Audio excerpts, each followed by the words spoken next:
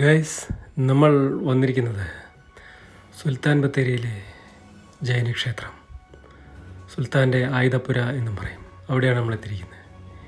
ഇതവിടെയുള്ള ഒരു കിണറാണ്. ഇതിനെപ്പറ്റി ഒരു ഐതിഹ്യമുണ്ട്.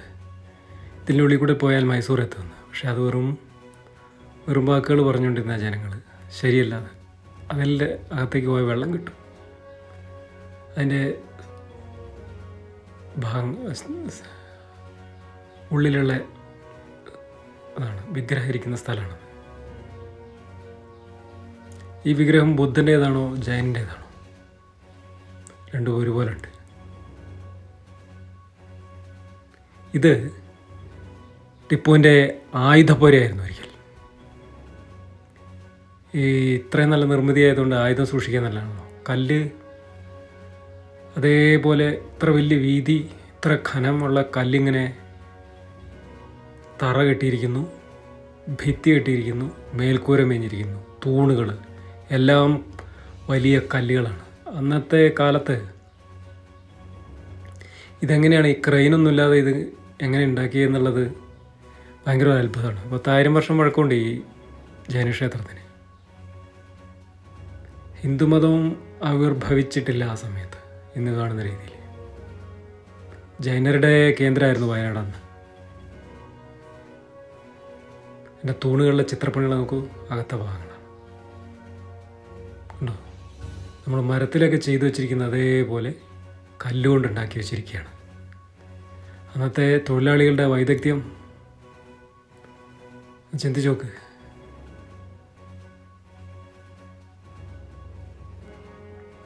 കല്ലിലൊക്കെ ചിത്രപ്പണിയും ചെയ്തിട്ടുണ്ട്, തൂണിൻ്റെ മുകളിലൊക്കെ ചിത്രപ്പണിയും ചെയ്തിട്ടുണ്ട്.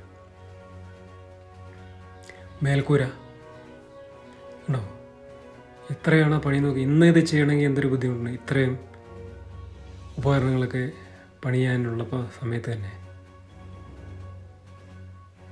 ഉണ്ടോ. തറയിലും ഈ കല്ല് തന്നെ വിരിച്ചിരിക്കുന്നത്.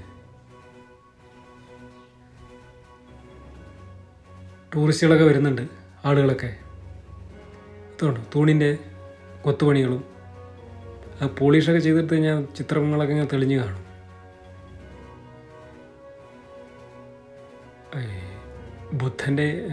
ബുദ്ധനെ പോലെ തോന്നും.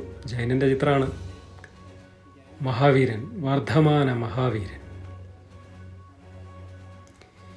ഇന്ന് കേരളത്തിൽ ജൈനർ കൂടുതലുള്ള വയനാട്ടിലായിരിക്കും. അവർ 10,000-3,000 ആളുകളെ മറ്റേ ഉള്ളൂ. അവർ ഹിന്ദുമതത്തിൻ്റെ കീഴിലാണുള്ളത്.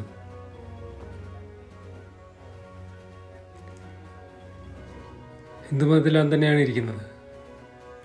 നമ്മൾ ഇവിടെ ഇതുപോലുള്ള കുറേ ക്ഷേത്രങ്ങൾ പൊളിഞ്ഞു കിടപ്പുണ്ട്. കാട്ടിലൊക്കെ പോയാൽ കാണുന്നത് മരത്തിൽ നിർമ്മിതി എല്ലാം ഒരേ കണ്ടീഷൻ കണ്ടോ. ഇവിടെയൊക്കെ പൊളിഞ്ഞു പോയിട്ട് ഇതിൻ്റെ മുകളിലെ ഭാഗങ്ങളൊന്നും കാണാനില്ല. എല്ലാം ഒരേപോലെ ഇരിക്കും ഈ ക്ഷേത്രങ്ങളൊക്കെ, സമനിരപ്പിൽ. ആളുകളൊക്കെ ഉണ്ട് കണ്ടമാനം കാണാൻ വന്നിട്ടുള്ളവർ ആണോ. മഹാവീരൻ്റെ ജൈനൻ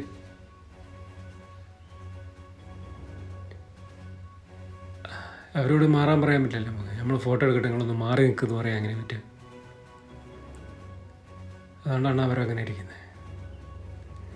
അവർ നമ്മളെ മുഖം കാണിക്കുന്നുമില്ല, നമ്മളങ്ങ് എടുത്തു കണ്ടോ. ഫ്രണ്ടിൽ നിന്നുള്ള കാഴ്ചയാണ്. എന്താണ് നോക്ക് കണ്ടോ.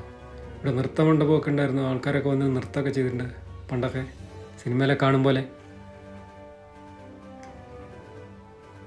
ഇവിടെയൊക്കെ തറന്നുപോയി, ഇപ്പം ഈ കാണുന്നുള്ളൂ കണ്ടോ. ദൂരെ കാഴ്ചയിൽ ഫുള്ളായിട്ട് കാണാൻ വേണ്ടിയിട്ടേ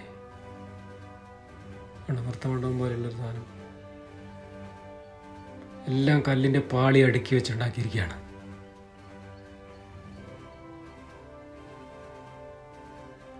അവർ നമ്മളെ ക്യാമറയിൽ ഫുള്ളായിട്ട് പെട്ട്. അവരോട് പറയും നിങ്ങൾ മാറിയിരിക്കും, ഞാൻ ഫോട്ടോ എടുക്കട്ടെ എന്ന് പറയുന്നത് എങ്ങനെ.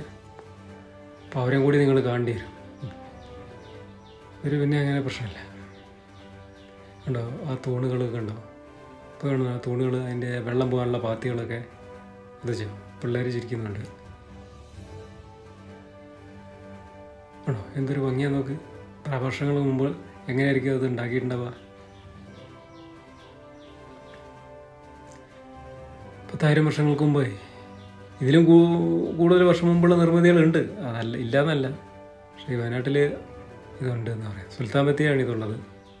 കണ്ടോ, ദൂരെ നിന്നുള്ള കാഴ്ച കണ്ടോ. കുറച്ച് പണികളൊക്കെ ചെയ്തിട്ടുണ്ട്. പുരാവസ്തു വകുപ്പ് കുറച്ചൊക്കെ മിനുക്കുപണി ചെയ്തിട്ടൊക്കെയാണ് ഇങ്ങനെ നേരായി നിൽക്കുന്നത്. ആ കിണറിൻ്റെ കാര്യം അതൊരു ആളുകൾ വെറും പറയുന്നതാണ്. അല്ലാണ്ട് ആ കിണറിൽ കൂടി ഇറങ്ങിയാൽ നമ്മൾ നേരത്തെ കണ്ടില്ലേ, മൈസൂരൊന്നും എത്താൻ കഴിയുന്നില്ല. അത് ആളുകൾ വെറുതെ പറഞ്ഞുണ്ടാക്കിയ ഒരു കഥ മാത്രം. ഇതുണ്ടോ, ആ ഭിത്തിയുടെ പാളികൾ, കല്ലിൻ്റെ പാളികൾ അങ്ങനെ വെച്ച് വരിക്കുക. അപ്പം ഇത്രയേ ഉള്ളൂ സ്ഥലം. ബാക്കിയൊക്കെ ഓരോരുത്തരുടെ കയ്യിലായിട്ടിരിക്കുകയാണ്. അതുകൊണ്ട് എന്തൊരു ഭംഗിയാന്ന് നോക്ക്. ജൈനക്ഷേത്രം, വിഷ്ണു ക്ഷേത്രം എന്നും പറയും. ഇപ്പം വിഷ്ണു ക്ഷേത്രം എന്നും പറയും. ജൈനരെല്ലാം ഇപ്പം അല്ലെങ്കിൽ ഇതുണ്ട്, എന്തോ ചന്ദനമൊക്കെ അരയ്ക്കുന്ന ഒരു സംഭവമാണ്. ഇതെല്ലാം ഇന്ത്യയിലുള്ള മതങ്ങളല്ലേ. അപ്പം ഈ ഹിന്ദുമതം കുറച്ചും കൂടി വിപുലമായിട്ട് ഉണ്ടോ, സഞ്ചാരികളുണ്ട് അവരങ്ങനെ ഇരിക്കുന്നവർ. അതിൻ്റെ മുൻഭാഗത്തു നിന്നുള്ള വലത്തേ ഭാഗത്തുള്ള കാഴ്ചകളാണ്. ക്ഷേത്രത്തിൻ്റെ വലതുഭാഗം തൂണുകളൊക്കെ ഭയങ്കര ചിത്രപ്പണികളാണ്.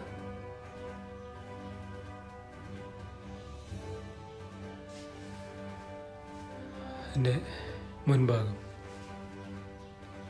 പുരാവസ്തു വകുപ്പിൻ്റെ കീഴിലപ്പം ടിപ്പു ഇത് തകർത്തിട്ട് ഇത് ആയുധപുരയാക്കി. ഇത്ര നല്ല ആയുധം സൂക്ഷിക്കാൻ ഇത്ര നല്ല ഒരു സംഭവം വേറെ ഇല്ലല്ലോ. അങ്ങനെ ബ്രിട്ടീഷുകാർ ആണ് പിന്നെ ഇത് മോചിപ്പിച്ച് ടിപ്പുവിനെ തകർത്ത് കഴിഞ്ഞപ്പം ഇപ്പോൾ ഇതിൽ പൂജയൊക്കെ നടക്കുന്നുണ്ട്. ഈ മഹാവീര ജയന്തിൻ്റെ അന്നൊക്കെ ഇതിനകത്ത് പൂജ, ഒരു ദിവസം പൂജയൊക്കെ കൊടുക്കും. കുത്തുപണികളുള്ള ആനയും. അങ്ങനെ എല്ലാവർക്കും വന്ന് കാണാം. ടിക്കറ്റൊന്നുമില്ല ഇപ്പോൾ, ടിക്കറ്റൊന്നുമില്ല. ടിക്കറ്റ് മേടിക്കണം എന്നാണ് പറയുന്നത് അല്ലേ. ഇതിങ്ങനെ സംരക്ഷിക്കണ്ടേ നമുക്ക്. ചെറിയൊരു ടിക്കറ്റൊക്കെ വാങ്ങിക്കുക ആളുകളുണ്ട്. എന്നിട്ട് നല്ലോണം നോക്കണം ഇത്. ആളുകൾ വരട്ടെ. ഉണ്ടോ, ഇതെന്താ നൃത്തമണ്ഡപം. ഇവിടെ നിന്ന് നൃത്തം ചെയ്യും. അമ്പലത്തിലെ ആ ക്ഷേത്രങ്ങളിൽ നൃത്തം ചെയ്യുന്ന സ്ത്രീകളൊക്കെ ഉണ്ടാവില്ലേ, അവർ നൃത്തം ചെയ്യുന്ന നൃത്തമണ്ഡപമാണിത്.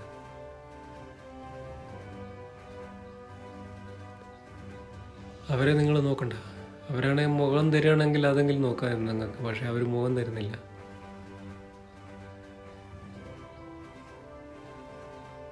ഉണ്ടോ, കല്ലിൻ്റെ പാളികൾ അതേപോലെ അടുക്കി വെച്ചിട്ട് മേൽക്കൂര.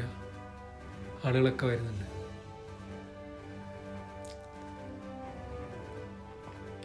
ആളുകൾ വരുന്നുണ്ട്, പോകുന്നുണ്ട്.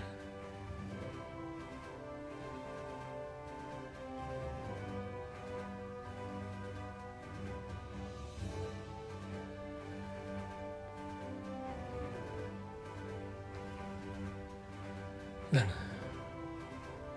നല്ല താറ. കാഴ്ചകൾ എങ്ങനെയാണ്, ഇഷ്ടപ്പെട്ടോ? നിങ്ങൾ ഒരു പ്രാവശ്യമൊക്കെ വന്നിവിടെ നോക്കാട്ടോ. ബത്തേരി വരുന്നവരിവിടെ ഇറങ്ങാതെ പോരുത്. കാണാൻ പറ്റിയൊരു സ്ഥലമാണ് നമുക്ക്. ബത്തേരി നിങ്ങളിനി എന്തെങ്കിലും ആവശ്യത്തിന് വരുമ്പോൾ ഇതൊന്ന് കണ്ടിട്ട് പോകണം. നമ്മളിവിടുന്ന് പോരുകയാണ്, മുകളിലേക്ക് പോകുന്നു. നമ്മുടെ വീഡിയോ അവസാനിക്കുകയാണ്.